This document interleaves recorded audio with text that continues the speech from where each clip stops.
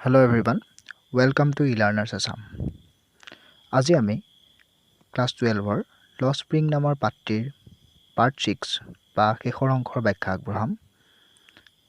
Part 1ৰ পৰা part 5লৈকে video' কেইটাৰ link তলৰ ডেছক্ৰিপশ্যনত দিয়া আছে। গতিকে পলম নকৰি আৰম্ভ কৰোঁ আহক। The cry of not having money to do anything except carry on the business of making bangles, not even enough to eat, rings in every home. সেই ফিৰোজাবাদৰ ঘৰে ঘৰে প্ৰতি ঘৰতে এটা কান্দোন শুনা পোৱা যায়। সেই কান্দোনটো হৈছে the cry of not having money to do anything except carry on the business of making bangles. যে কিহৰ কান্দোন শুনা যায় যে তেওঁলোকৰ হাতত বেংগল মেকিঙৰ খাৰু বনোৱাৰ বিজনেছটো চলোৱাৰ বাদে আন একো কাম কৰিবৰ কাৰণে যথেষ্ট পইচা তেওঁলোকৰ হাতত নাই। Not even enough to it, আনকি ইমানো পইচা নাই যে তেওঁলোকে খাবৰ বাবে ব্যৱস্থা ভালদৰে কৰিব নোৱাৰে। সেই ধৰণৰ এটা কান্দোন প্ৰতি ঘৰে ঘৰে শুনা পোৱা যায়। The young men echo the lament of their elders. আৰু যোনবিলাক ডেকা ল'ৰা ছোৱালী আছে সেইবিলাকে তেওঁলোকতকৈ বয়সত ডাঙৰবিলাকৰ সেই দুখবিলাককে ইকো কৰে, সেইবিলাককে বাৰে বাৰে প্ৰতিধ্বনিত কৰে। তাৰমানে তেওঁলোকৰ বাপেক, তেওঁলোকৰ ককাক সেইবিলাকৰ যিবিলাক দুখ আছিল সেইবিলাক এতিয়াৰ ল'ৰা ছোৱালীবিলাকেও সেই একেধৰণৰ গাথাই গাই থাকে। Little has moved with time it seems in Firozabad. ফিৰোজাবাদত যেন সময়ৰ গতিত একোৱেই সলনি হোৱা নাই। Years of mind-numbing toil have killed all initiative and the ability to dream. ইমান বছৰ ধৰি আমাৰ মনক হেতা পেলাই দিয়া কষ্ট কৰাৰ পিছত তেওঁলোকৰ সকলো ইনিচিয়েটিভ মানে কিবা কামত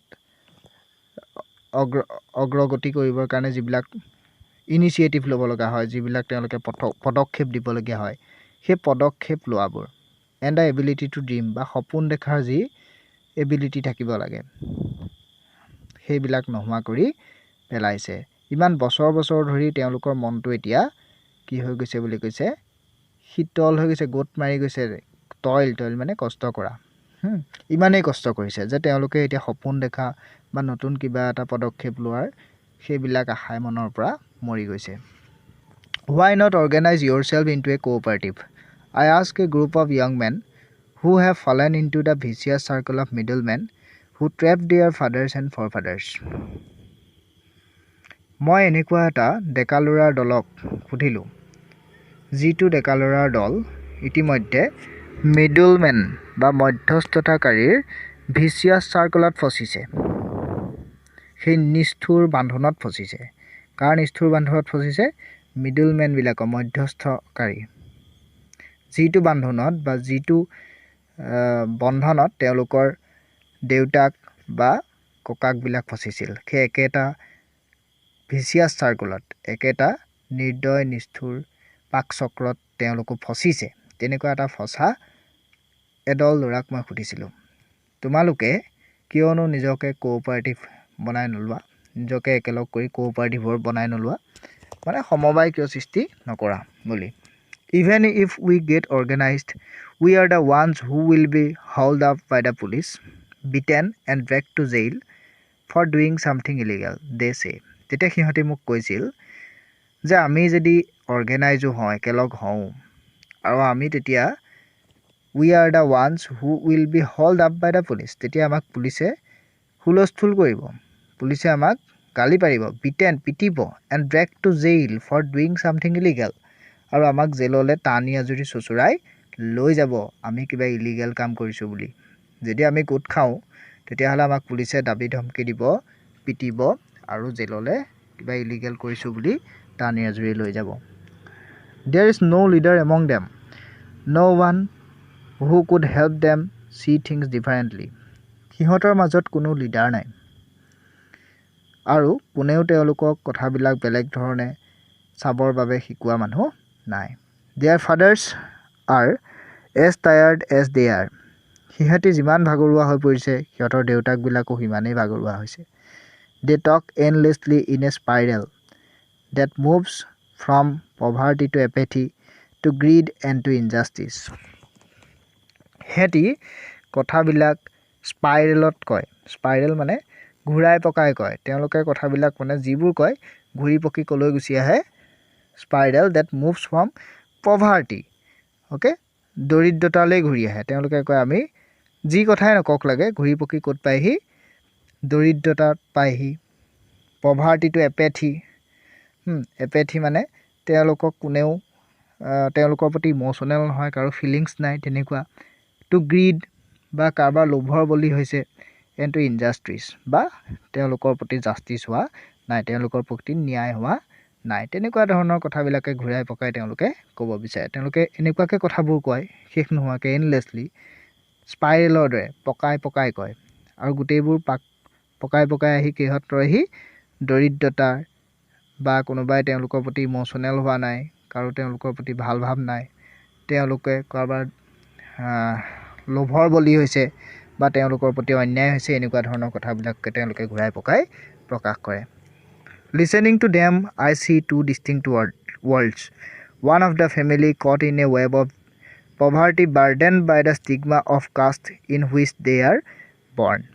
সিহঁতৰ কথা শুনি মই দুখন বেলেগ বেলেগ পৃথিৱী দেখা পাওঁ এখন হৈছে এনেকুৱা কিছুমান পৰিয়ালৰ পৃথিৱী যিটো দৰিদ্ৰতাৰ জালত ফচিছে burdened by the stigma of caste in which they are born. আৰু তেওঁলোক এতিয়া এই দৰিদ্ৰতাৰ বান্ধনটো এনেকুৱাত ফচিছে যে তেওঁলোকে সেই যিটো কাষ্টত জন্মগ্ৰহণ কৰিছে যে বেংগল মেকাৰৰ কাষ্টত জন্মগ্ৰহণ কৰিছে তেওঁলোকৰ সেই সামাজিক স্বীকৃতি নাই ষ্টিগমা অফ কাষ্ট বেংগল মেকাৰৰ পৰিয়ালত জন্মগ্ৰহণ কৰাৰ কাৰণে তেওঁলোকৰ সামাজিক স্বীকৃতি নাই তেওঁলোক দৰিদ্ৰতাৰ জালত ফচি গৈছে এখন পৃথিৱী সেইখন The other a vicious circle of the Sahukars, the middlemen, the policemen,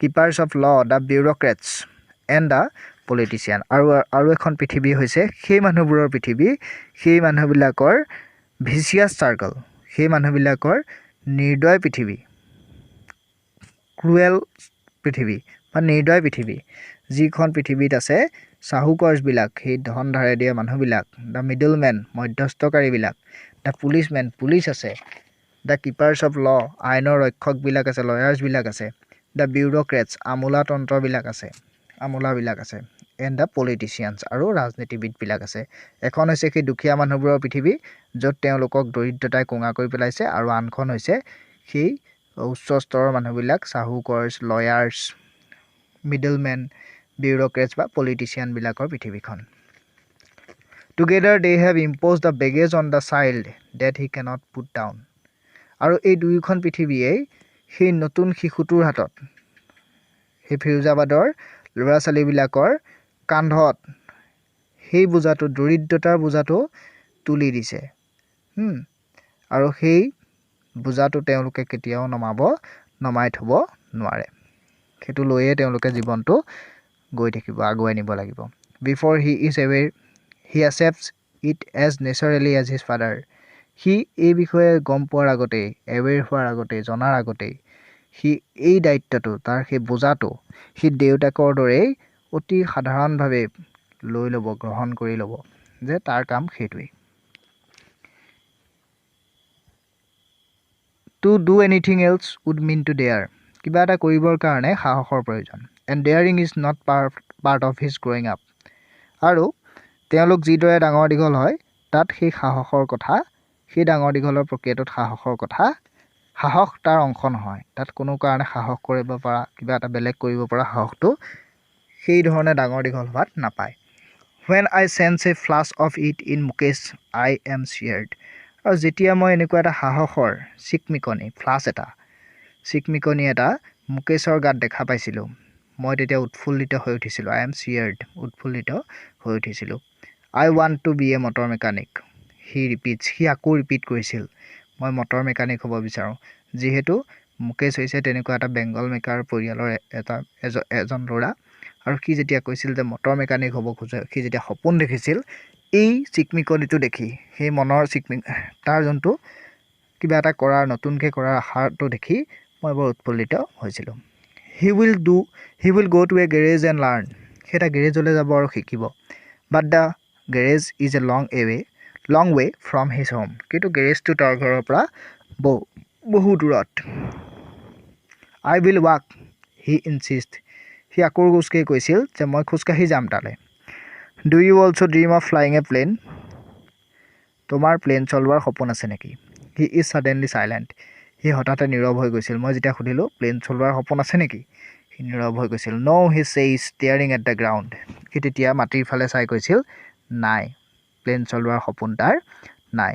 in his small murmur there is an embarrassment that has not yet turn into regret, সি যে সৰুকৈ কথাটো কৈছিল তাত এটা এম্বাৰেছমেণ্ট লুকাই আছিল, এটা লাজ লুকাই আছিল, যিটো এতিয়ালৈকে ৰিগ্ৰেটলৈ পৰিৱৰ্তন হোৱা নাই, অনুশোচনালৈ পৰিৱৰ্তন হোৱা নাই। সি ৰিগ্ৰেট ফিল কৰা নাই যে সি কেতিয়াও এই কামটো কৰিব নোৱাৰিব।